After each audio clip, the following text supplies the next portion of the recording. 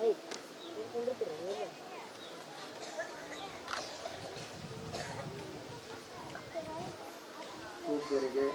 ಮತ್ತು ತಮಗೆಲ್ಲರಿಗೂ ನಮಸ್ಕಾರ.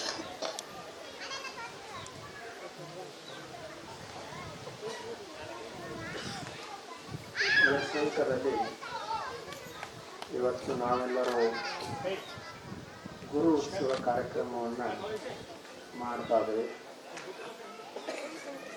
ಬಹಳ ವಿಜೃಂಭಣೆಯಿಂದ ಭಕ್ತಿಯಿಂದ ನೀವೆಲ್ಲರೂ ಮಾಡಿದ್ರಿ. ಅದರಲ್ಲಿ ಪರಿಸರ ಬಹಳ ಸ್ವಚ್ಛ ಮತ್ತು ಬಹಳ ಸುಂದರ. ನೋಡ್ರಿ, ಗಿಡಗಳು ಎಷ್ಟು ದೊಡ್ಡ ಅದಾವು.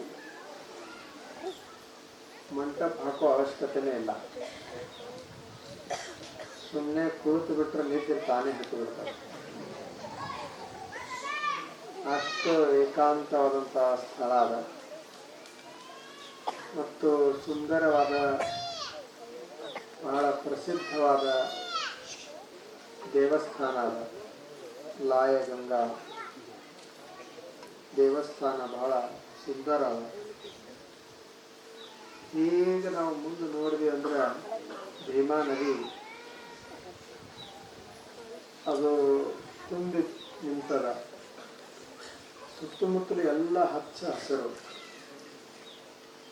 ಇದನ್ನೆಲ್ಲ ನೋಡಿದ್ರೆ ಬಹಳ ಮಳೆಸಂಕದವರು ಪುಣ್ಯವಂತರು ಅಂತ ಅನಿಸ್ತದೆ. ಆ ಕಡೆ ಮ್ಯಾಲೆ ಮಡ್ಯಾಗ ನೋಡಿದ್ರೆ ಹಿಂಗೆ ನೋಡಿದ್ರೆ ಕಿಲೋಮೀಟರ್ ಗಟ್ಟಲೆ ಬಯಲೇ ಕಾಣ್ತದೆ, ಏನೋ ಹಸಿರೇ ಕಾಣೋದಿಲ್ಲ. ಆದ್ರೆ ನಿಮ್ದು ಎಂಥ ಭಾಗ್ಯ ನೋಡಿ, ಎಲ್ಲ ಕಡೆ ಹಸಿರು. ಅದಕ್ಕೆ ಒಬ್ಬರು ಸುಭಾಷಿತಕಾರ ಹೇಳ್ತಾರೆ, ಯಾರಪ್ಪ ಶ್ರೀಮಂತರು, ಯಾರು ಶ್ರೀಮಂತರು ಅಂತಂದ್ರೆ ಅವ್ರು ಹೇಳ್ತಾರ, ಈ ಭೂಮಿ ಮೇಲೆ 3 ರತ್ನಗಳದಾವ. ಪೃಥಿವ್ಯಾಂ 3 ರತ್ನಾನಿ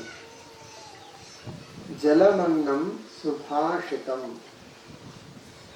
ಮೂಢೈಃ ಪಾಷಾಣಖಂಡೇಷು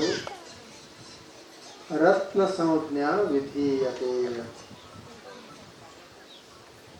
3 ರತ್ನಗಳು ಈ ಭೂಮಿ ಮೇಲೆ ಅದಾವ. ಅವು ಯಾವುವು ಅಂದ್ರೆ ಜಲಂ, ಮೊದಲನೇದೇನೆ ನೀರು,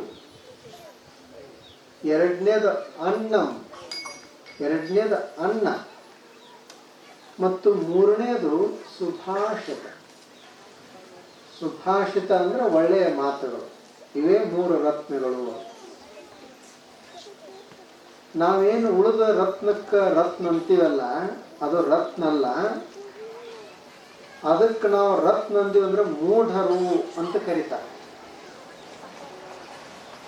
ಮೂಢರು ಮಾತ್ರ ಅದಕ್ಕೆ ರತ್ನ ಅಂತ.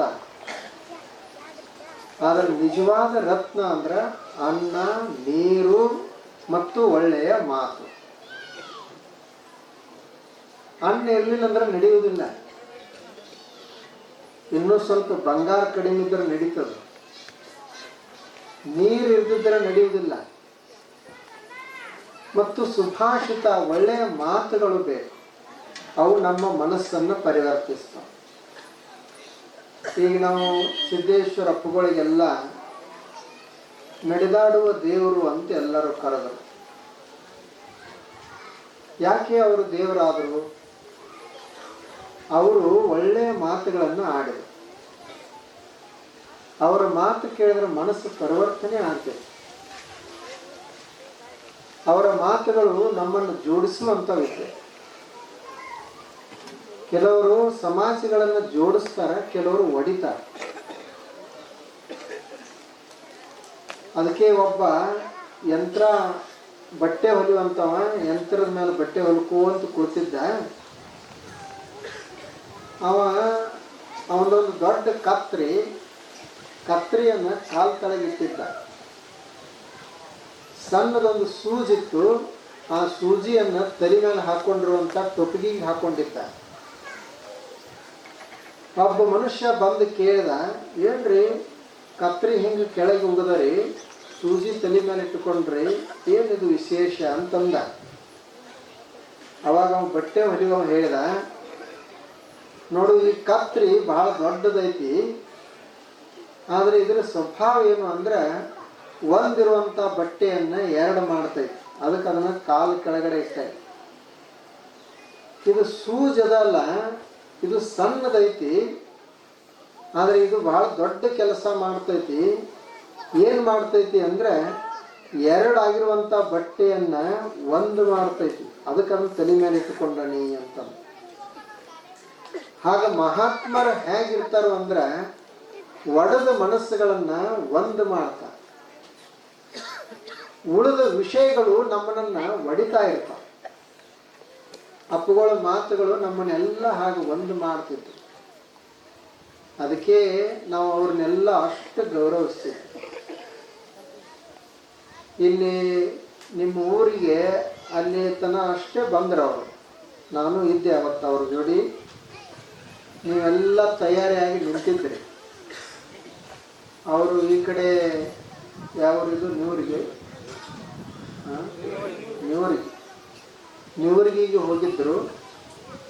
ಅಲ್ಲಿಂದ ಈ ಕಡೆಯಿಂದ ಈ ದಾರಿ ಮೇಲಿಂದ ಹೋದರು. ಹೋಗುವಾಗ ಎಲ್ಲ ನೋಡ್ಕೊಂತ ಹೋದರು. ಅವರಿಗೆ ಹೀಗೆ ನಿಸರ್ಗ ಭಾಳ ಹಿಡಿಸ್ತದೆ.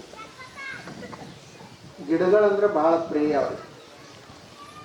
ಅಲ್ಲಿ ವಿಜಯಪುರ ಆಶ್ರಮ ಅದಲ್ಲ, ಮತ್ತು ಇಲ್ಲಿ ಕಾತ್ರಾಳಕ್ಕೆ ಬಾಲಗಾಂವಕ್ಕೂ ಆಶ್ರಮ ಅದ. ವಿಜಯಪುರದಲ್ಲಿ ಶಹರದಲ್ಲಿ 20 ಎಕರೆ ಅದ. ಆ 20 ಎಕರೆ ಎಲ್ಲ ಏನದಾವ ಅಂತಂದ್ರೆ ಗಿಡ ಅದ.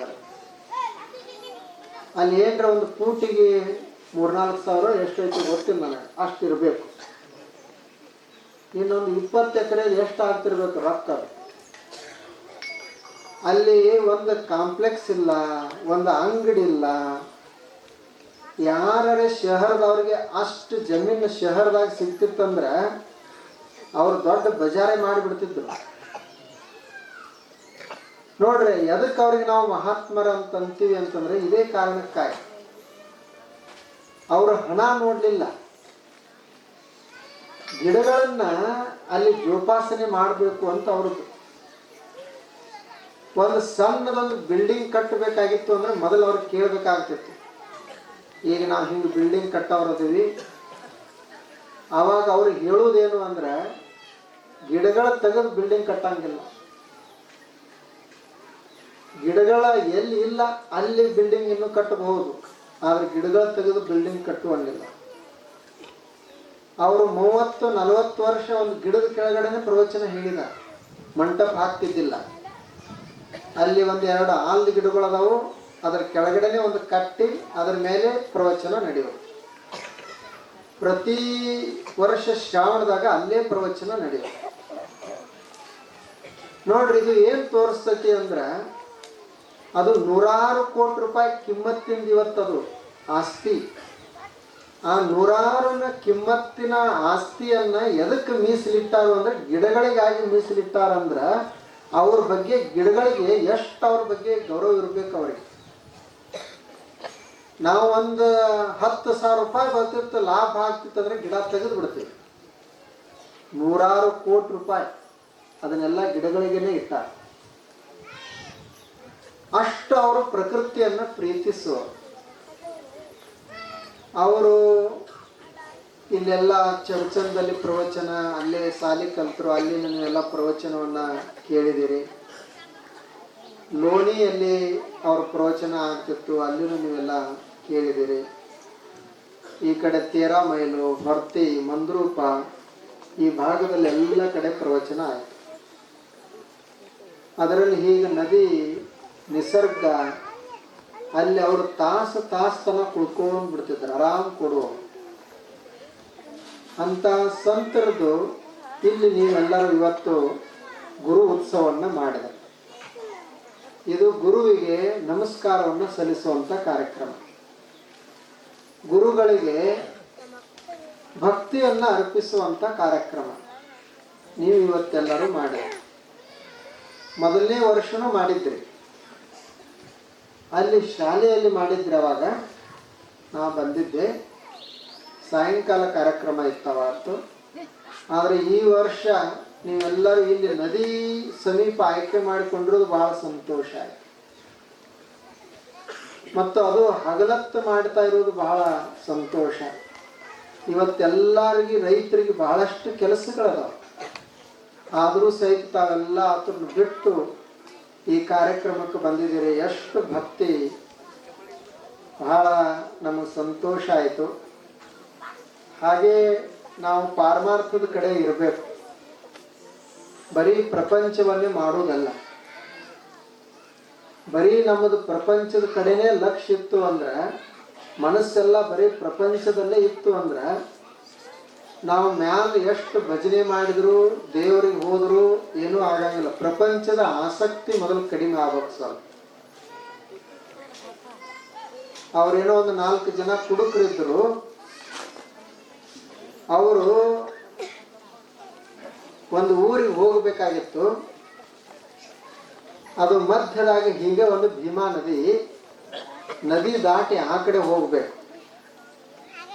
ಅವರು ಕುಡಿದು ತಡ ಮಾಡಿ ರಾತ್ರಿ ಬಂದರು. ಅಷ್ಟೊತ್ತಿಗೆ ಅಂಬಿಗ ನಾವು ಗೂಟ ಕಟ್ಟಿ ಮನೆಗೆ ಹೋಗಿದ್ದ. ಇವರು ಕುಡಿದು ನಿಷೇಧಾಗ ಅಂಬಿಗ ಇರ್ದಿದ್ರೆ ಏನಾಯ್ತು, ನಾವೇ ತೆಗೆದುಕೊಂಡು ಹೋಗೋಣ ಅಂತ ತಿಳಿದು 4 ಜನ ನಾವದಾಗ ಕುಳಿತುಕೊಂಡ್ರು. ಒಂದಿಬ್ರು ಜನ ಹುಟ್ಟು ಹಾಕ್ತಿದ್ರು. ಒಬ್ಬ ಚುಕ್ಕಾನಿ ಹಿಡ್ದ, ಒಬ್ಬೊಬ್ಬ ಕಟ್ಟಿಗೆಲೆ ಒತ್ತುತ್ತಿದ್ದ. ರಾತ್ರಿ ತುಂಬ ಮಾತಾಡಿದ್ರು, ಹುಟ್ಟು ಹಾಕಿದ್ರು. ಬೆಳಗಾಯಿತು. ಊರಿನವರೆಲ್ಲ ಬೆಳಗ್ಗೆ ನದಿಗೆ ಬರ್ತಾರ. ಇವ್ರು ಅವ್ರಿಗೆ ಕೇಳಿದ್ರೆ ನಮ್ಮ ಊರು ಬಂದತ್ತೇನೋ ಅಂತ.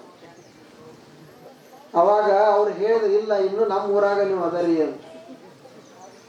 ಮತ್ತಿಷ್ಟು ರಾತ್ರಿ ತುಂಬ ಹುಟ್ಟು ಹಾಕೇವಿ, ನಾವು ಮುಂದೆ ಹೊಂಟಿತ್ತು, ನಾವು ರಾತ್ರಿ ಚಂದ್ರ ನೋಡೇವಿ ಆಕಾಶದಲ್ಲಿ, ಯಾಕೆ ಮುಂದೆ ಹೋಗಿಲ್ಲ ಅಂತ ನೋಡ್ತಾರ. ಅವೇನು ಗೂಟಕ್ಕೆ ಹಗ್ಗ ಬಡದು ಕಟ್ಟಿದ್ದಲ್ಲ, ಅದನ್ನು ಬಿಚ್ಚಿದ್ದಿಲ್ಲ. ಅದು ಹಗ್ಗ ಹಂಗೆ ಇತ್ತು. ಇವರು ಹಂಗೆ ಸುಮ್ಮ ಹುಟ್ಟು ಹಾಕೋದೇ ಹಾಕೋದು. ಹಾಗ ಪ್ರಪಂಚಕ್ಕೆ ಕಟ್ಟಿದ್ರ ನಮ್ಮ ಮನಸ್ಸು ಪ್ರಪಂಚದ ಕಡೆ ಇತ್ತು ಅಂತಂದ್ರ ಇದು ಮ್ಯಾಲ ಎಷ್ಟು ಹುಟ್ಟು ಹಾಕಿದ್ರು ಏನೂ ಆಗಲ್ಲ. ಮತ್ತೆ ನಾವು ಎಲ್ಲಿರ್ತೀವಿ ಅಲ್ಲೇ ಇರೋದು. ನಮ್ಮದು ನೌಕೆ ಮುಂದೆ ಸಾಗುವುದನ್ನೇ ಇಲ್ಲ. ಅದಕ್ಕೆ ಸ್ವಲ್ಪ ಪ್ರಪಂಚದ ಲಕ್ಷ್ಯ ಸ್ವಲ್ಪ ಕಡಿಮೆ ಮಾಡಿ ಅಧ್ಯಾತ್ಮದಲ್ಲಿನೂ ಬೇಕು. ಅದರಾಗ ಈಗಿನ ಕಾಲದಲ್ಲಿ ಹುಡುಗರಿಗೆ ಬಹಳ ಅವಶ್ಯಕತೆ ಅದು. ಸಂಸ್ಕಾರವನ್ನು ಕಲಿಸೋದು ಅವಶ್ಯಕತೆ ಅದು. ಅವ್ರಿಗಿನ್ನ ನಾವು ಕಲಿಸೋದು ಹೇಗೆ ಅಂದ್ರೆ, ಮೊದಲು ನಾವು ದೊಡ್ಡವರು ಮಾಡಬೇಕು. ಅವಾಗ ಅವರು ಸಣ್ಣ ಹುಡುಗರು ಮಾಡ್ತಾವ. ಇಲ್ಲಾಂದ್ರೆ ಬರೀ ಹೇಳಿದ್ರೆ ಮಾಡೋದಿಲ್ಲ. ಅವರು ಹೇಳೋದು ಅದು ಪರಿವರ್ತನೆ ಆಗುದಿಲ್ಲ. ಬಹಳ ಮೊದಲು ನಾವು ಸ್ವತಃ ಮಾಡಬೇಕು. ಅಪ್ಪಗಳಿಗೆ ಎದಕ್ಕೆ ಗೌರವ ಕೊಟ್ಟರು ಅಂದ್ರೆ, ಅವ್ರು ಹೆಂಗ ಹೇಳ್ತಿದ್ರು ಹಂಗ ನಡೀತಿದ್ರು, ಮತ್ತು ಹೆಂಗ ನಡೀತಿದ್ರು ಅದನ್ನೇ ಹೇಳ್ತಿದ್ರು. ಅವ್ರಕ್ಕಿಂತ ಬಹಳ ಮಾತುಗಳನ್ನು ಆಡೋರು ಇರಬಹುದು, ಬುದ್ಧಿವಂತರು ಇದ್ದಿರಬಹುದು. ಆದ್ರೆ ಅವರಿಗೆ ಯಾಕಷ್ಟು ಗೌರವ ಪೂಜ್ಯತೆ ಇತ್ತು ಅಂದ್ರೆ, ಅವ್ರು ಏನು ಹೇಳ್ತಿದ್ರು ಅದನ್ನ ನಡೀತಿದ್ರು. ಅದಕ್ಕಾಗಿ ಇಡೀ ನಮ್ಮ ನಾಡೆಲ್ಲ ಅವ್ರನ್ನ ಗೌರವಿಸ್ತು. ಬರೀ ಅವ್ರು ಬರ್ತಾರಂದ್ರೆ ಅವ್ರ ದರ್ಶನಕ್ಕಾಗಿನೇ ಎಲ್ಲ ಸಾವಿರಾರು ಜನ ಇರೋರು. ಮಾತುಗಳನ್ನಂತೂ ಕೇಳೋದು ದೂರ ಉಳಿತು. ಅಂತ ಮಹಾತ್ಮರು ಈಗ ದೇಹ ಬಿಟ್ಟು ನಾಳೆ ಜನವರಿಗೆ 2ನೇ ತಾರೀಕಿಗೆ 2 ವರ್ಷ ಆಯ್ತು. ನೋಡ್ರಿ, ಮೊನ್ನೆ ದೇಹ ಬಿಟ್ಟಂಗಾಗೈತಿ. ಈಗ 2 ವರ್ಷ ಆಯ್ತು. ಆ ನಿಮಿತ್ತವಾಗಿ ಎಲ್ಲಾ ಊರುಗಳಲ್ಲಿ ಗುರು ಉತ್ಸವ ಕಾರ್ಯಕ್ರಮಗಳು ನಡೆದಾವ. ಈ ಕಡೆ ಇಲ್ಲೇ ನಿಮ್ಮದು ಮೊನ್ನೆ ಸಾದೇಪುರಕ್ಕಾಯ್ತು, ಬಂಡ್ರಕೋಟೆಗೆ ಮಾಡಿದೀವಿ, ಟಾಕ್ಳಿಗೆ ಈ ಕಡೆ ಮಾಡಿದಾರ. ಇನ್ನು ಈ ಕಡೆ ನ್ಯೂರ್ಗಿ, ರೇವತ್ಗಾವ, ಸಿರಡೋನ್ಕ ಮಾಡೋದೈತಿ. ತದ್ದೇವಾಡಿಗಾಯ್ತು, ಲೋಣಿ, ಏಳ್ಗಿ, ಹಾಗೆ ಕಪ್ಪಣಿಂಬ್ರಗಿ, ಗುಂದವಾನ, ಬಳ್ಳೋಳಿ, ತಿಡುಗುಂದಿ ತನ ಆ ಕಡೆ ಎಲ್ಲ ಕಡೆ ಮತ್ತು ಇನ್ನೂ ಆ ಕಡೆ ಎಲ್ಲ ಭಾಗದಲ್ಲಿ ನಡೆದದ. ಯಾವ ಊರಿಗೆ ಹೋಗ್ರಿ ಅಲ್ಲಿ ಎಲ್ಲ ಭಕ್ತಿ ನೋಡ್ಬೇಕು. ಅಪ್ಪಗಳ ಬಗ್ಗೆ ಅಂತ ಗೌರವ ಅವ್ರು ಇದ್ದಾಗ ಏನಿತ್ತು ಅದು ಇನ್ನೂ ಹಾಗೇ ಅದ. ನಾವು ಮೊನ್ನೆ ಗುಡ್ಡಾಪುರಕ್ಕೆ ಹೋಗಿದ್ವಿ. ಗುಡ್ಡಾಪುರ ಸಣ್ಣ ಊರು, ಒಂದು 50-60 ಪೂಜಾರಿಗಳ ಮನೆ ಅದಾವ, ಭಾಳ ಇಲ್ಲ ಅಂತ ಹೇಳ್ತಾರೆ. ಆದ್ರ ಎಲ್ಲ ಪೂಜಾರಿಗಳ ಮನಿತನದವರೇ ಎಲ್ಲರೂ ಕುಂಭ ಆರತಿ ತೆಗೆದುಕೊಂಡು ಊರಾಗ ದೊಡ್ಡ ಉತ್ಸವ ಆಯ್ತು ನೋಡ್ರಿ. ಅವ್ರದ್ದು ಎಂತ ಭಕ್ತಿ ಇರ್ಬೇಕು. ಹಾಗೆ ಈಗ ಇವತ್ತು ನೀವೆಲ್ಲರೂ ಮಾಡಿದ್ರಿ. ಅದರಲ್ಲಿ ನೀವು ಆಶ್ರಮ ಇಲ್ಲಿ ಕಾತ್ರಾಳ ಬಾಲಗಾಂವ ಆಶ್ರಮದ ಜೋಡಿ ಬಹಳಷ್ಟು ಒಡನಾಟ ಅದ, ಬಹಳಷ್ಟು ಸಲ ಬಂದಿರ್ತೀರಿ. ನಾ ಏನು ನಿಮಗೆ ಹೇಳಿಲ್ಲ, ಗುರುಗಳು ನಿಮಗೆ ಹೇಳಿದಾರ, ನೀವೆಲ್ಲ ಆಯೋಜನೆಯನ್ನ ಮಾಡಿದೆ. ಇದು ಹೇಳಿ ಮಾಡಿಸೋದಿರುವುದಿಲ್ಲ, ತಾವೇ ಭಕ್ತಿಯನ್ನು ಮಾಡಬೇಕು. ಮತ್ತು ಅದು ಭಕ್ತಿ ಹೆಂಗಿರ್ಬೇಕು ಅಂತಂದ್ರೆ ನಮ್ಮ ಮನಸ್ಸಿನಿಂದ ಬರಬೇಕು. ಈಗ ನೋಡ್ರಿ, ತುಕಾರಾಮ್ ಮಹಾರಾಜರದ್ದು ಮಾಡ್ತಾರ. ತುಕಾರಾಮ್ ಮಹಾರಾಜರು ಅವ್ರು ಇರುವಾಗ ದೇವುದಿಂದ, ಪುಣೆ ಹತ್ತಿರ ಆದ ದೇವುದಿಂದ ಪಂಡ್ರಪುರದವರೆಗೆ ಏಕಾದಶಿಗೊಮ್ಮೆ ಬರ್ತಿದ್ರು. ಅವರ ದೇಹ ಬಿಟ್ಟ ಬಳಿಕ ಅವರೆಲ್ಲ ಶಿಷ್ಯರು ಅವ್ರ ಪಾದಕವನ್ನ ಪಲ್ಲಕ್ಕಿಯಾಗಿ ಇಟ್ಟುಕೊಂಡು ಪಂಡ್ರಪುರ ತನಕ ಬರ್ತಾರೆ. ಎಷ್ಟು ಲಕ್ಷ ಜನ ಇರ್ತಾರ ಅಂದ್ರೆ 15 ಲಕ್ಷ ಜನ ಇರ್ತಾರೆ. 15 ಲಕ್ಷ ಜನ ಪುಣೆಯಿಂದ ಪಂಡ್ರಪುರದವರೆಗೆ ನಡ್ಕೊಂತ ಬರ್ತಾರೆ. 10-15 ದಿವಸ ದಾರಿ ಮೇಲೆ ಇರ್ತಾರೆ. ಯಾರೂ ಕಾಲಾಗಿ ಚಪ್ಪಲ್ ಹಾಕೋದಿಲ್ಲ. ಪುರುಷರೆಲ್ಲರೂ ತಲೆ ಮೇಲೆ ಟೊಪ್ಪಿಗೆ ಹಾಕೊಂಡಿರ್ತಾರೆ. ಹೆಣ್ಮಕ್ಳು ಕೆಲವರು ತಲೆ ಮೇಲೆ ತುಳಸಿ ಗಿಡ ಇಟ್ಕೊಂಡಿರ್ತಾರೆ. ಕೆಲವರು ವೀಣ ತಾಳ ಹಿಡ್ಕೊಂಡು ಅಲ್ಲಿಂದ ಭಜನೆ ಮಾಡ್ಕೊಂತ ಬರ್ತಾರೆ. ನೋಡ್ರಿ ಗುರು ಭಕ್ತಿ ಹೇಗಿರ್ಬೇಕು. ನ ಗುರೋರ್ ಅಧಿಕಂ ಅಂತ ಹೇಳ್ತಾರೆ. ಗುರುವಿನಿಗಿಂತ ಶ್ರೇಷ್ಠರಾದವರು ಯಾರೂ ಇಲ್ಲ. ಮೊದಲ ಗುರು ಅನಂತರ ದೇವರು, ಇದು ನಮ್ಮ ಶಾಸ್ತ್ರ ಹೇಳು. ನ ಗುರೋರ್ ಅಧಿಕಂ ಅಂತ ಹೇಳಿದರು ಶಾಸ್ತ್ರದಲ್ಲಿ. ಗುರುವಿಗಿಂತ ಶ್ರೇಷ್ಠರಾದವರು ಯಾರು ಇಲ್ಲ. ಯಾಕೆ ಅಂದ್ರೆ ದೇವರನ್ನು ತೋರಿಸುವಂತವರೇ ಗುರುಗಳು. ಗುರುಗಳ ತೋರಿಸದಿದ್ರೆ ನಾವೆಲ್ಲಿ ದೇವರನ್ನ ನಂಬುತ್ತಿದ್ದೀವಿ. ಈಗ ಹೇಗ ತಾಯಿ ಆಕೆ ನಮಗೆ ಹೇಳ್ತಾಳ, ನಾವು ಸಣ್ಣವ್ರು ಇರುವಾಗ ತಾಯಿ ಹೇಳ್ತಾಳು, ಇವರು ನಿಮ್ಮ ತಂದೆ, ನಿಮ್ಮ ಅಪ್ಪ ಅಂತ ಹೇಳ್ತಾರೆ. ಆ ಮಗುವಿಗೆ ಗೊತ್ತಿಲ್ಲ ಅಪ್ಪ ಯಾರು ಅಂತ, ಅವನು ನೋಡಿಲ್ಲ. ಆದ್ರೆ ತಾಯಿ ಹೇಳಿದ್ರು ಅಂದ್ರೆ ವಿಶ್ವಾಸ ಇಡ್ತಾನೆ, ಇವನೇ ನಮ್ಮ ಅಪ್ಪ ಅಂತ ವಿಶ್ವಾಸ ಇಡ್ತಾನೆ. ತನ್ನ ಜೀವನದ ತುಂಬಾ ಇವನೇ ನಮ್ಮ ತಂದೆ ಅಂತ ಹೇಳ್ತಾನೆ. ಯಾರ ಮಾತಿನ ಮೇಲೆ ವಿಶ್ವಾಸ ಇಟ್ಟ ಅಂದ್ರೆ ತಾಯಿ ಮಾತಿನ ಮೇಲೆ ವಿಶ್ವಾಸ ಇಟ್ಟ. ಹಾಗ ಗುರುನ ಏನ್ ಮಾಡ್ತಾನು ಅಂದ್ರ ಅವನು ತಾಯಿ ಇದ್ದಂಗ, ಶಿಷ್ಯರು ದೇವ್ರು ಎಲ್ಲಿದಾನ ಏನೈತಿ ಗೊತ್ತಿಲ್ಲ ಅವ್ರಿಗೆ. ಗುರುಗಳು ಹೇಳ್ತಾರ ಇದು ದೇವರು, ದೈವ ತತ್ವ ಹೀಗೈತಿ ಅಂತ ಹೇಳಿದ್ರಂದ್ರೆ ಅದ್ರ ಮೇಲೆ ವಿಶ್ವಾಸ ಇಡ್ತಾನೆ ಶಿಷ್ಯ. ಅದಕ್ಕೆ ಆ ಗುರುಗಳಿಗೆ ಬಹಳ ಮಹತ್ವ. ಈಗ ನಾವೆಲ್ಲ ವಸ್ತುಗಳನ್ನ ಕಣ್ಣಿನಿಂದ ನೋಡ್ತೀವಿ, ಕಣ್ಣು ನಮಗೆ ಈ ವಸ್ತುಗಳನ್ನ ತೋರಿಸ್ತದೆ. ಆದ್ರೆ ಬರೀ ಕಣ್ಣಿದ್ರೆ ನಡೆಯುವುದಿಲ್ಲ, ಬೆಳಕು ಬೇಕಾಗ್ತದೆ. ಬೆಳಕದ ಅಂತ ನಾವು ಈ ವಸ್ತುಗಳನ್ನ ಕಣ್ಣಿನಿಂದ ನೋಡ್ತೀವಿ, ಬೆಳಕಿರ್ಲಿಲ್ಲ ಅಂದ್ರೆ ಕಾಣುವುದಿಲ್ಲ. ಹಾಗೆ ನಮ್ಮ ಒಳಗ ಬುದ್ಧಿ ಅದ, ಅದು ಅರಿವಿನ ಬೆಳಕೈತಿ. ಅದು ಕಣ್ಣಿದ್ದಂಗ ಅರಿವಿನ ಕಣ್ಣದು, ಅದು ಒಂದೇ ಇದ್ರೆ ನಡೆಯುವುದಿಲ್ಲ, ನಮಗೆ ಸತ್ಯ ಕಾಣುವುದಿಲ್ಲ. ಗುರು ಅನ್ನುವಂತ ಬೆಳಕು ಬೇಕಾಗ್ತದೆ.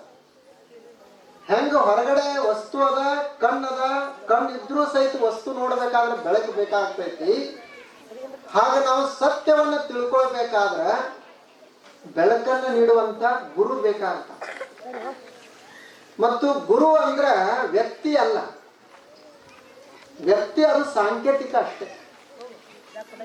ಗುರು ಆತ ಸ್ತ್ರೀ ಪುರುಷ ಗುರುವಿಗೆ ಇಂಥದೊಂದು ಜಾತಿ ಧರ್ಮ ಇವು ಯಾವಿಲ್ಲ. ಗುರು ಅಂದ್ರೆ ಒಂದು ತತ್ವ. ಈಗ ಗುರುರು ಬ್ರಹ್ಮ ಅಂತ ಕರೀತಾರೆ, ಗುರುರು ವಿಷ್ಣು ಅಂತ. ಗುರುರು ಬ್ರಹ್ಮ ಅಂತಂದಾಗ ನಾನು ಬ್ರಹ್ಮ ಅಂತೀನಿ ನನಗೆ ಅಂದ್ರೆ ಬ್ರಹ್ಮ ಜಗತ್ತನ್ನು ಸೃಷ್ಟಿ ಮಾಡವ, ನಾನು ಜಗತ್ತನ್ನು ಸೃಷ್ಟಿ ಮಾಡುವುದಿಲ್ಲ, ಮತ್ತು ನನಗೆ ಹೆಂಗ್ ಬ್ರಹ್ಮ ಅಂತ ಕರೆದ್ರು? ನಾನು ಸಾಂಕೇತಿಕ ಅಷ್ಟೇ, ಆದ್ರೆ ಮೂಲ ತತ್ವ ಏನದಲ್ಲ ಅದು ಬ್ರಹ್ಮ ಸ್ವರೂಪ ಅದ. ಆದ್ದರಿಂದ ಅಂತ ಗುರುಗಳಿಗೆ ನಾವು ನಮನಗಳನ್ನು ಸಲ್ಲಿಸೋದು. ಅದನ್ನು ನೀವೆಲ್ಲ ಇವತ್ತು ಮಾಡಿದ್ರಿ. ಅಪ್ಪುಗಳದು ಜೀವನ ಏನು ನಾವು ಯಾರಿಗೆ ಹೇಳಬೇಕಾಗಿಲ್ಲ, ಅವ್ರದ್ದು ಎಲ್ಲರಿಗೂ ಪರಿಚಯನೇ ಅದು. ಅವ್ರ ಬಗ್ಗೆ ಇವರಿಗೆ ಗೊತ್ತಿಲ್ಲ ಅಂತಿಲ್ಲ, ಎಲ್ಲರಿಗೂ ಪರಿಚಯ. ಅಂತ ಮಹಾಪೂಜ್ಯರಿಗೆ ಮಹಾತ್ಮರಿಗೆ ಇವತ್ತು ಇಲ್ಲಿ ಭೀಮಾ ನದಿಯಲ್ಲಿ ಹೊಳೆ ದಂಡಿಗಿನೂ ಸಹಿತ ನಮನಗಳನ್ನು ಸಲ್ಲಿಸುವಂಥ ಕಾರ್ಯಕ್ರಮವನ್ನು ನೀವೆಲ್ಲ ಮಾಡಿದ್ರಿ. ಈಗಾಗಲೇ ಗುರುಗಳು ಹೇಳಿದಂಗೆ ಎಲ್ಲ ತರುಣರು, ಎಲ್ಲ ಹಿರಿಯರು, ತಾಯಂದಿರು, ಈ ಕಡೆ ಕುಳಿತಿರುವಂಥ ಎಲ್ಲ ಹಿರಿಯರು ನೋಡ್ರಿ, ಜಾಗ ಎಲ್ಲ ತುಂಬಿ ಹೋಗ್ಯಾರ. ಊರರೇ ನೋಡಿದ್ರೆ ಇಟ್ಟೈತಿ ಊರ, ಏನೂ ಮನೆಗಳ ಕಾಣಲಿಲ್ಲ ನಮಗೆ. ಅಷ್ಟು ಸಣ್ಣ ಊರೈತಿ. ನಾವು ಹೊಳೆ ಸಂಕ ಅಂತ ಬರ್ತಿದ್ವಿ, ಕೇಳಿದ್ವಿ. ಇಷ್ಟು ಜನ ಅದರಂತ ನಮಗೂ ಇವತ್ತ ಗೊತ್ತಾಯ್ತು.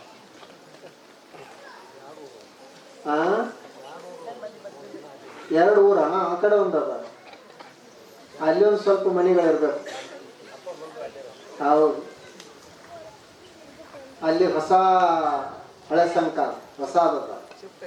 ಹೌದು, ಅಲ್ಲಿ ಇಲ್ಲಿ ಅವರೆಲ್ಲರೂ ಕೂಡಿ ಬಹಳ ವಿಜೃಂಭಣೆಯಿಂದ ಮಾಡಿದ್ರಿ. ಅಪ್ಪುಗಳು ಏನು ಹೇಳ್ತಿದ್ರು ಅಂತಂದ್ರೆ, ಈ ಕಡೆ ಎಲ್ಲ ಬಂದಾಗ ಅವರು ನೀವು ಸಂತೋಷದಿಂದ ಇರಬೇಕು, ಸ್ವರ್ಗದಾಗಿದ್ದಂಗೆ ಇರಬೇಕು, ಭಾಳ ಜಗಳ ಮಾಡಬಾರ್ದು, ವ್ಯಸನಗಳನ್ನು ಮಾಡಬೇಡ್ರಿ, ದುಡಿಬೇಕು, ನಗನಗ್ತಾ ಜೀವನ ಸಾಗಿಸಬೇಕು ಅಂತ ಹೇಳ್ತಿದ್ರು ಅವರು. ಮತ್ತು ನಾವಿಲ್ಲಿ ಭೀಮಾ ನದಿ ಸಮೀಪ ಇದ್ದವರು ನಾವೆಲ್ಲ ಭಾಗ್ಯವಂತರಂತೂ ಭಾವಿಸಬೇಕು. ಭಾಳ ಜನರಿಗೆ ಭೀಮಾ ನದಿ ವೈಭವ ಗೊತ್ತಾಗೋದಿಲ್ಲ. ಅವ್ರು ಏನು ಯೋಚಿಸ್ತಿರ್ತಾರೋ ಅಂದ್ರೆ, ನಾವು ಮುಂಬೈಗೆ ಯಾಕೆ ಹುಟ್ಟಲಿಲ್ಲ ಅಂತಂತಾರ. ಅವ್ರಿಗೆ ಮುಂಬೈ ಬೇಕಾಗಿತ್ತಂದ್ರೆ ಅವ್ರಿಗೆ ಕಳಿಸಿಬಿಡ್ರಿ, ಅಲ್ಲೇ ಇರಲಿ ಅವ್ರು. ಇಲ್ಲಿ ಹಂಗೆ ಸ್ವಚ್ಛ ಗಾಳಿ ಸಿಗುದಿಲ್ಲ, ಬಹಳ ಚಲೋ ನೀರಾದ ಭೂಮಿ ಅದ. ಮತ್ತು ಇವುಗಳನ್ನು ನಾವು ರಕ್ಷಣೆ ಮಾಡಬೇಕು. ನಮಗೆ ಶಾಣ್ಯತನ ಸ್ವಲ್ಪ ಕಡಿಮೆ ಆದ್ರೆ ನಡೀತೈತಿ, ಆದ್ರೆ ಆನಂದದಿಂದ ಇರಬೇಕು. ಈಗ ಮನುಷ್ಯ ಏನಂತಾನ, ನಾನು ಭಾಳ ದೊಡ್ಡ ಶಾಣೆ ಆಗೇನಿ, ಈಗ ಕಲ್ತನಿ ಅಂತಾನ. ಆಯ್ತಪ್ಪ, ಕಲ್ತು ನೀ ಏನು ಮಾಡಿದಿ ಅಂತ ಕೇಳಿದ್ರೆ ಅವೇನು ಹೇಳ್ತಾನೋ ಅಂದ್ರೆ, ನೀರು ಹೊಲಸಾಗಿದ್ದು ಅಂದ್ರೆ ಶುದ್ಧ ಮಾಡಕ್ಕೆ ಫಿಲ್ಟರ್ ಮಷಿನ್ ಕಂಡು ಹಿಡ್ದನಿ ಅಂತ. ಇದೇ ಇವನು ಶಾಣ್ಯತನ, ಹೊಲಸು ನೀರನ್ನು ಸ್ವಚ್ಛ ಮಾಡಲಿಕ್ಕೆ ಮಷಿನ್ ಕಂಡು ಹಿಡ್ದ. ಆಯ್ತಪ್ಪ, ಮಷಿನ್ ಕಂಡು ಹಿಡ್ದು ಅದ್ರ ನೀರು ಹೊಲಸು ಮಾಡಿದವ್ರು ಯಾರು? ಯಾರು? ಪ್ರಾಣಿ ಪಕ್ಷಿಗಳು ಮಾಡಿದ್ರ? ಮನುಷ್ಯನೇ ಮಾಡಿದ. ಏನು ಹೇಳ್ತಾನ, ನಾನು AC ಕಂಡು ಹಿಡದೆ, ಗಾಳಿ ಸ್ವಚ್ಛ ಮಾಡುವಂತ ಒಂದು ಯಂತ್ರ ಕಂಡು ಹಿಡಿದೆ. ಆಯ್ತು, ಗಾಳಿ ಸ್ವಚ್ಛ ಮಾಡೋದಾಯ್ತು, ಗಾಳಿ ಹೊಲಸು ಮಾಡಿದವ್ರು ಯಾರು? ನಮ್ಮ ಈ ಭಾಗದಲ್ಲಿ ಗಾಳಿ ಎಷ್ಟು ಸ್ವಚ್ಛ ಇರ್ತಿತ್ತಂದ್ರೆ ಮೊದಲ, ಈಗಲೂ ಸ್ವಚ್ಛನೇ ಅದ. ಏಕ ಹವಾ ಸೋ ದವ ಅಂತ ಹೇಳ್ತಾರೆ. 100 ಔಷಧಕ್ಕೆ 100 ರೋಗಕ್ಕೆ ಒಂದೇ ಔಷಧ ಗಾಳಿ. ಚಲೋ ಗಾಳಿ ತೊಗೊಂಡ್ಬಿಟ್ರೆ ಸಾಕು, ಎಲ್ಲಾ ರೋಗ ಹೋಗ್ತಾವ, 100 ರೋಗ ಹೋಗ್ತಾವ. ಏಕ ಹವಾ ಸೋ ದವ. 100 ರೋಗಕ್ಕೆ ಒಂದು ಔಷಧಿ ಅಂದ್ರೆ ಹವಾ, ಶುದ್ಧ ಹವಾ. ಚಲೋ ನೀರ, ಶುದ್ಧ ಹವಾ ತೆಗೆದುಕೊಂಡು ಬಿಟ್ಟಿವಿ ಅಂದ್ರೆ ಯಾವ ರೋಗನೂ ಬರುದಿಲ್ಲ. ಅದಕ್ಕಾಗಿ ಮನುಷ್ಯ ಶಾಣೆ ಆಗ್ಯಷ್ಟು ಅವ ಮತ್ತೆ ಅವನಿಂದ ನಿಸರ್ಗ ಕೆಡ್ತಾನೆ ಇರ್ತಾನೆ. ಅದಕ್ಕೆ ನೀವೆಲ್ಲರೂ ಇಲ್ಲಿ ಭೂಮಿಯನ್ನು ಬಹಳ ಕೆಡಿಸಲಾರ್ದ, ನೀರನ್ನ ಕೆಡಿಸಲಾರ್ದ ಆನಂದದಿಂದ ಇರಬೇಕು. ಸ್ವರ್ಗ ಅಂದ್ರೆ ಎಲ್ಲೋ ಆಕಾಶದಲ್ಲಿ ಇರುವುದಿಲ್ಲ, ಇಲ್ಲೇ ಸ್ವರ್ಗ ಇರೋದು. ಇಲ್ಲಿ ನಮಗೆ ಬದುಕಾಗಲಿಲ್ಲ ಅಂದ್ರೆ ಇನ್ನೆಲ್ಲಿ ಸ್ವರ್ಗಕ್ಕೆ ಎಲ್ಲಿ ಹೋಗುದೈತಿ? 10ನೇಂತೆ ಪಾಸ್ ಆದ್ರನ್ನ ಮುಂದೆ ಅವ್ರು 11ನೇಂತೆ ತೋತಾರ. ಹಂಗೆ ಇಲ್ಲಿ ಪಾಸ್ ಆದ್ರನ್ನ ಮುಂದೆ ಸ್ವರ್ಗದಾಗ ಜಾಗ ಐತಿ. ಇಲ್ಲೇ ಇವನಿಗೆ ಬದುಕಾಕ್ ಬರಲಿಲ್ಲ ಅಂದ್ರೆ ಮುಂದೆ ಇವನ್ ಯಾರು ಕೇಳೋರು? ಅದಕ್ಕಾಗಿ ತಾವೆಲ್ಲ ಭೀಮಾ ನದಿ ಸಮೀಪದಲ್ಲಿರುವಂಥವ್ರು ಭಾಗ್ಯವಂತರಂತ ಭಾವಿಸಬೇಕು. ಯಾರು ಪುಣ್ಯ ಮಾಡಿರ್ತಾರ ಆ ಪುಣ್ಯವಂತರಿಗೆ ಅಂಥವ್ರಿಗೆ ಮಾತ್ರ ಈ ನದಿ ಸಮೀಪ ಹುಟ್ಟಾಕ ಅವಕಾಶ ಸಿಗ್ತದೆ. ನೀವೇನು ತಿಳ್ಕೊಂಡ್ರಿ? ಏನಿಲ್ಲಿ ಜನ ಬಹಳ ಸುಮಾರು ಅದರ ಭೀಮಾ ನದಿ ಸಮೀಪ ಅಂತ ನೀವು ಇಟ್ಕೊಂಡ್ರಿ. ಎಲ್ಲ ಭೀಮಾ ನದಿ ಸಮೀಪ ಜನ ಬಹಳ ಗಟ್ಟಿರ್ತಾರೆ, ಬಹಳ ಅವರು ಪ್ರಾಮಾಣಿಕರಿರ್ತಾರೆ. ಕೃಷ್ಣಾ ನದಿ ಭೀಮಾ ನದಿ ಸಮೀಪನೇ ಭಕ್ತಿ ಹೆಚ್ಚಿರುವುದು. ನದಿಗಳಲ್ಲೇ ಸಂಸ್ಕೃತಿ ಇತ್ತು, ನದಿ ಸಮೀಪನೇ. ಹಾಗೆ ನಿಮ್ದೆಲ್ಲ ಇಲ್ಲಿ ಭಕ್ತಿ ಅದ. ಅಪ್ಪಗಳದು ಉತ್ಸವವನ್ನು ಇವತ್ತೆಲ್ಲ ಮಾಡಿದ್ರಿ. ಇನ್ನು 2ನೇ ತಾರೀಕು ವಿಜಯಪುರ ಆಶ್ರಮದಲ್ಲಿ ಕಾರ್ಯಕ್ರಮ ಇರ್ತದೆ. ಅದು ಡೇಟ್ ಪ್ರಕಾರ ಅಪ್ಪಗಳು ದೇಹವನ್ನು 2ನೇ ತಾರೀಕು ಬಿಟ್ಟರು. ಆ ಡೇಟ್ 2ನೇ ತಾರೀಕು ವಿಜಯಪುರದಲ್ಲಿ ಕಾರ್ಯಕ್ರಮ ನಡೀತೈತಿ. ತಿಥಿ ಪ್ರಕಾರ ವೈಕುಂಠ ಏಕಾದಶಿ ದಿವಸ ದೇಹದ. ಆ ವೈಕುಂಠ ಏಕಾದಶಿ ಜನವರಿ 10ನೇ ತಾರೀಕು.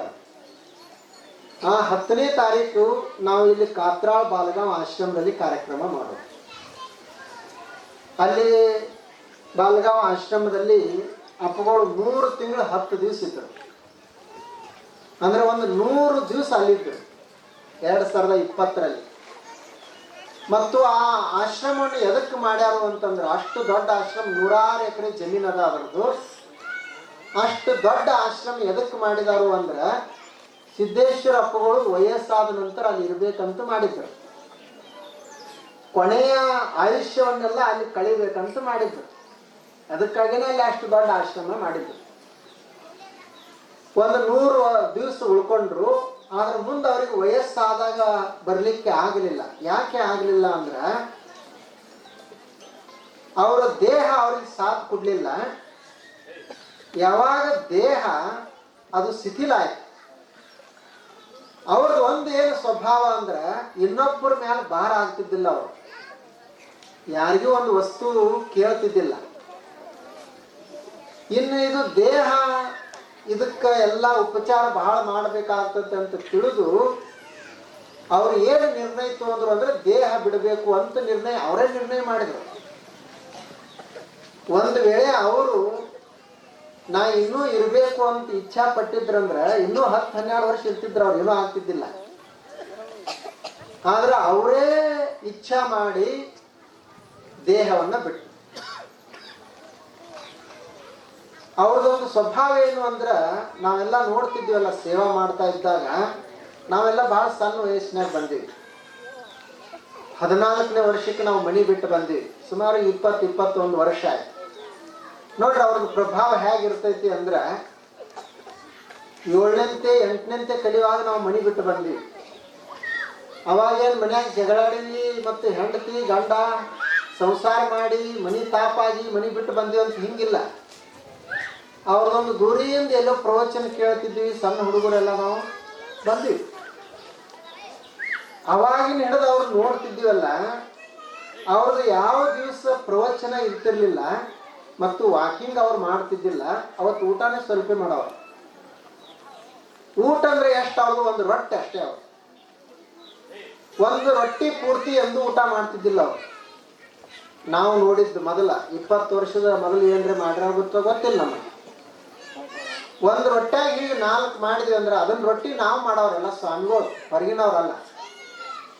ನಮಗೆ ರೊಟ್ಟಿ ಮಾಡಕ್ ಬರೋದಿಲ್ಲ. ನಾವು ಹೆಂಗೆ ರೊಟ್ಟಿ ಮಾಡ್ತಿದ್ದೀವಿ ಅಂತಂದ್ರೆ, ನೀವು ಹೆಂಗೆ ಈಗ ಚಪಾತಿ ಮಾಡ್ತೀರೇನ ಹಂಗೆ ಜೋಳದ ಹಿಟ್ಟು ಕಲಸೋದು, ಅದನ್ನು ಲಟ್ಸೋದು, ಬಡಿಯೋದಿಲ್ಲ. ಬಡಿಲಿಕ್ಕೆ ನಮಗೆಲ್ಲಿ ಬರ್ತೈತಿ? ಆ ಬಳಿಕ ಅದು ಹೆಂಗೆಂಗೋ ಆಗ್ತಿತ್ತು. ಮ್ಯಾಲೊಂದು ಪ್ಲೇಟ್ ಇಟ್ಟು ರೌಂಡ್ ಕಟ್ ಮಾಡೋದು, ಅದನ್ನು ತೆವ್ಯಾಗ ಹಾಕೋದು. ಅದನ್ನ ಒಂದು ಮಾಡ್ಬೇಕಾದ್ರೆ ರಾಮಾಯಣ ಆಗೋದು.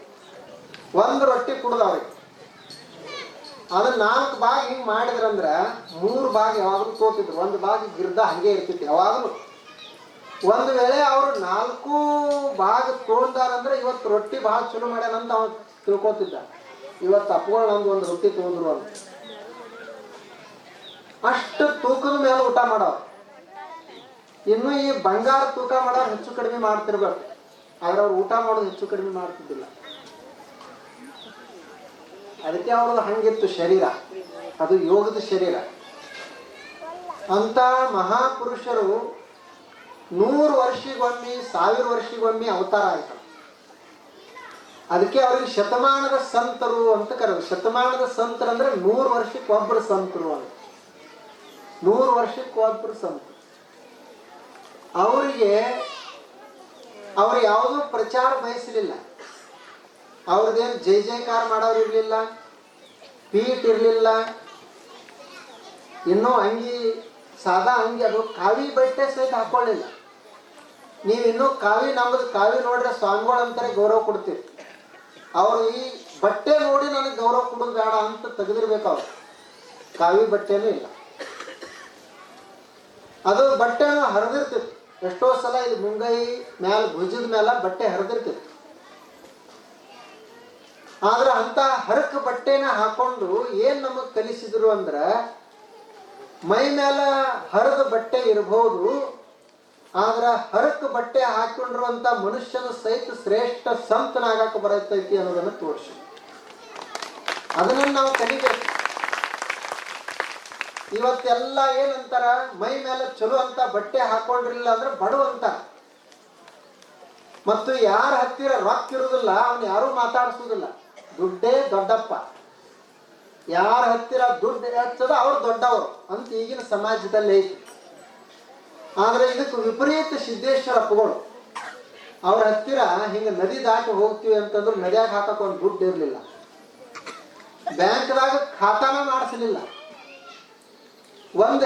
ಒಂದು ಇಂಚ್ ಸಹಿತ ಅವ್ರ ಹೆಸರಲ್ಲೇ ಜಮೀನು ಮಾಡಿಸ್ಲಿಲ್ಲ, ಆಧಾರ್ ಕಾರ್ಡ್ ಇಲ್ಲ, ವೋಟಿಂಗ್ ಕಾರ್ಡ್ ಇಲ್ಲ, ವೋಟಿಂಗು ಮಾಡ್ತಿದ್ದಿಲ್ಲ ಅವರು.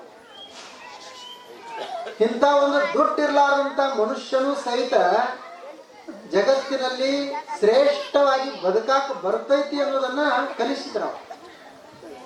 ಅವ್ರು ಹೇಳ್ತಿದ್ರು, ನೋಡು ಮನುಷ್ಯನೇ ಹೆಂಗ ಬದುಕಬೇಕು ಅಂದ್ರೆ ಒಂದು ಹೂ ಬಳ್ಳಿ ಬದುಕಿದಂಗ ಬದುಕಬೇಕು, ಗಿಡದಾಗಿರುವಂತ ಒಂದು ಪಕ್ಷಿ ಬದುಕಿದಂಗ ಬದುಕಬೇಕು, ಒಂದು ಹಕ್ಕಿ ಬದುಕಿದಂಗ ಬದುಕಬೇಕು. ನೋಡ್ರಿ ಅವು ಪಕ್ಷಿಗಳು ಹೆಂಗಿರ್ತಾವ, ಏನ್ ಅವಕ್ಯಾನ ದೊಡ್ಡದಾದಂತ ನಮ್ಮಂತ ಮಣಿ ಇಲ್ಲ, ಹೊಲ ಇಲ್ಲ, ಬ್ಯಾಂಕ್ದಾಗ ರೊಕ್ಕ ಇಲ್ಲ, ಆದ್ರೂ ಸಹಿತ ಯಾವಾಗ್ಲೂ ಹಾಡ್ಕೊಂತಿರ್ತಾವ. ಈ ಮನುಷ್ಯನಿಗೆ ಮನೆ ಅದ, ಹೊಲ ಅದ, ಬಂಧು ಬಾಂಧವರು, ರೊಕ್ಕ ರೂಪಾಯಿ ಎಲ್ಲ ಐತಿ, ಆದ್ರೆ ಇವು ಮಾತ್ರ ಯಾವಾಗ್ಲೂ ಅಳ್ಕೊಂತಿರ್ತಾವ. ಯಾವಾಗ ನೋಡ್ತಿರ್ ನೋಡ್ರಿ ಅಳ್ಕೋ ಅಂತಾನೆ ಇರ್ತಾವ. ಯಾಕೆ ಹೀಗೆ ಬದುಕ್ತಿ ಅಂತಾನೆ ಅವ್ರದ್ದು ಸಂದೇಶ ಐತಿ. ಇನ್ನು ಅವ್ರದ್ದು ಮುಂದಿನ ಸಣ್ಣ ಹುಡುಗರಿಗೆ ಸಹಿತ ಗೊತ್ತಾಗ್ಬೇಕಲ್ಲ, ಅದಕ್ಕೆ ನಾವೆಲ್ಲ ದೊಡ್ಡವರು ಹೀಗೆ ಕಾರ್ಯಕ್ರಮವನ್ನ ಮಾಡಬೇಕು. ಈಗ ಒಂದು ನಮ್ಮ ಕೆಲಸ ಎಲ್ಲಾರ್ದು ಏನು ಅಂದ್ರ, ಅವರೊಂದು ಗಿಡ ಹಚ್ಚಾರ ಅಂತಂದ್ರ ಆ ಗಿಡ ಕಡಿಲಾರ್ದಂಗೆ ನಾವು ರಕ್ಷಣೆ ಮಾಡಬೇಕು. ಅವರೊಂದು ಗಿಡ ಹಚ್ಚಾರ ಅಂದ್ರೆ ಅದು ಒಣಗಲಾರ್ದಂಗೆ ನೀರು ಹಾಕಬೇಕು, ಅವಾಗ ಅದು ನಮಗೆ ನೆರಳು ಕೊಡ್ತೈತಿ. ಇಲ್ಲ ಎಂಥ ದೊಡ್ಡ ಗಿಡ ಇದ್ರು ಒಂದು ದಿವಸ ಎಲ್ಲ ನಾಶ ಮಾಡಿಬಿಡ್ತಾರೆಲ್ಲ, ಹಾಳಾಗ್ಬಿಡ್ತೈತಿ. ಅವರು ದೀಪ ಹಚ್ಚಾರ, ಜ್ಞಾನದ ದೀಪ ಅಂದ್ರೆ ನಾವು ದೀಪವನ್ನ ರಕ್ಷಣೆ ಮಾಡೋದು, ಅದಕ್ಕೆ ಎಣ್ಣೆ ಆಗ್ಲಾರ್ದಂಗೆ ನೋಡ್ಕೊಳ್ಬೇಕು. ಬತ್ತಿಗೆ ಕುಡಿ ಬಂದಿತ್ತು ಅಂದ್ರೆ ಕಾಡಿಗೆ ಬಂದಿತ್ತು ಅದನ್ನು ತೆಗೆಯುವುದು, ಮತ್ತೆ ದೀಪವನ್ನ ಢಾಳಾಗಿಸುವುದು, ಅದು ನಮ್ಮದು ಎಲ್ಲರದು ಕೆಲಸ. ಅದಕ್ಕಾಗಿ ನಾವೆಲ್ಲರೂ ಭಕ್ತಿಯನ್ನು ಮಾಡುವುದು. ಇನ್ನು ನೀವೆಲ್ಲರೂ ಇವತ್ತು ಹೆಂಗೆ ಇಲ್ಲಿ ಬಂದ್ರಲ್ಲ, ನಿಮ್ಮದು ಗುರು ಉತ್ಸವ ಯಾವಾಗ ಪೂರ್ಣ ಆಗ್ತೈತಿ ಅಂದ್ರೆ ನೀವು ಅಲ್ಲಿ ಕಾತ್ರಾಳ ಬಾಲಗಾಂವ್ಗೆ ಬರ್ಬೇಕು. 10ನೇ ತಾರೀಕು ಅಲ್ಲಿ 6 ಗಂಟೆಗೆ ಜಪಯೋಗ ಇರ್ತದೆ. ಅದು ಮಹಾ ಜಪಯೋಗ ಅಂದ್ರೆ 1 ಕೋಟಿ ಜಪ ಮಾಡೋದು. 1 ಕೋಟಿ ಜಪ ಯಾವಾಗ ಆಗ್ತೈತಿ ಅಂದ್ರೆ 10,000 ಜನ ಕೂಡಿ 1 ತಾಸು ಬಿಟ್ಟು ಬಿಡದ ಜಪ ಮಾಡಿದ್ರೆ 1 ಕೋಟಿ ಜಪ ಆಗ್ತದೆ. ಆ ಜಪವನ್ನು ನಾವು ಮಾಡೋದು. ಜಪ ಮಾಡೋದ್ರಿಂದ ಏನಾಗ್ತದೆ, ಇಡೀ ನಮ್ಮ ಪರಿವರ್ತನೆ ಉಂಟಾಗ್ತದೆ ಮನುಷ್ಯನಿಗೆ. ಅವರಿಗೆ ಅಪ್ಪಗಳಿಗೂ ಸಹಿತ ಜಪ ಭಾಳ ಹಿಡಿಸ್ತಿತ್ತು. ಅವ್ರು ಚರ್ಚಂದಲ್ಲಿ ಸಾಲಿ ಕಲಿಯುವಾಗ ಪರೀಕ್ಷೆಯಲ್ಲಿ ಪೇಪರ್ದಾಗ ಎಲ್ಲ ಉತ್ತರ ಬರೀಬೇಕಾಗಿತ್ತಲ್ಲ, ಎಲ್ಲ ಪ್ರಶ್ನೆಗಳಿಗೂ ಓಂ ನಮಃ ಶಿವಾಯ ಅಂತ ಬರೆದು ಪೇಪರ್ ಕೊಟ್ಟಿರುತ್ತೆ.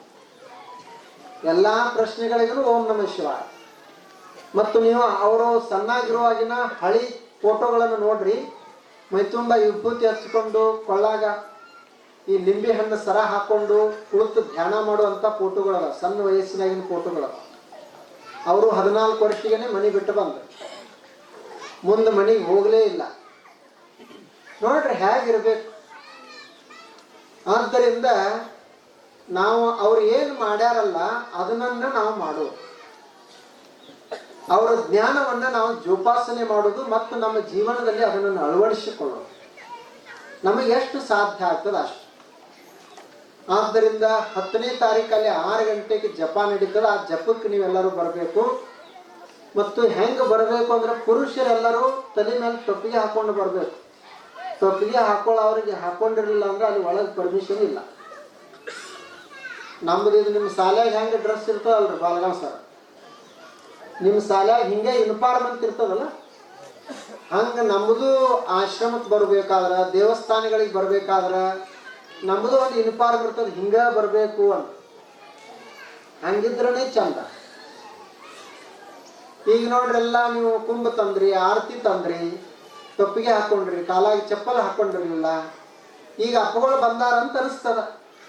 ಅಪ್ಪಗಳು ಬಂದಾಗ ಹೆಂಗಿರ್ತೈತಿ, ಒಂದು ವೇಳೆ ಅವರೇ ಬಂದಿದ್ರಂದ್ರೆ ಬರೀ ಅಂತಾರೇನು, ಎಲ್ಲ ಊರು ಸ್ವಚ್ಛ ಮಾಡ್ತಾರ, ರಂಗವಲ್ಲಿ ಹಾಕ್ತೀವಿ, ಮತ್ತು ಎಲ್ಲರೂ ಸಿದ್ಧರಾಗಿ ಹಣಿ ವಿಭೂತಿ ಪಭೂತಿ ಭಂಡಾರ ಕುಂಕುಮ ಏನ್ರಿ ಹಚ್ಕೊಂಡು ನಿಂತಿರ್ತೀವಿ.